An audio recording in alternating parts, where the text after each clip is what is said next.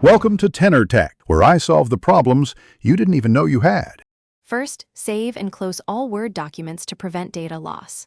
Next, check whether Copilot appears as a Word add-in or as a separate Copilot app. Then sign into your Microsoft account to confirm licensing and device assignments.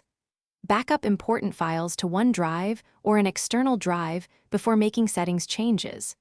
Make sure you have administrator access if you plan to uninstall software or modify organization settings. This preparation avoids surprises and preserves your work while you remove Copilot. Open Word and click File, then Options, then Add-ins to view installed items.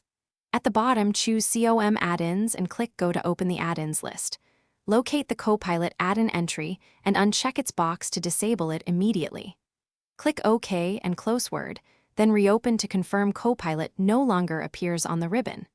If Copilot is visible as a ribbon button, right-click it and choose Hide to remove it temporarily. These steps disable Copilot without fully uninstalling the app.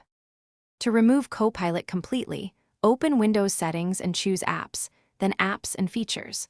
Find Copilot in the list and select Uninstall to remove the app from your device.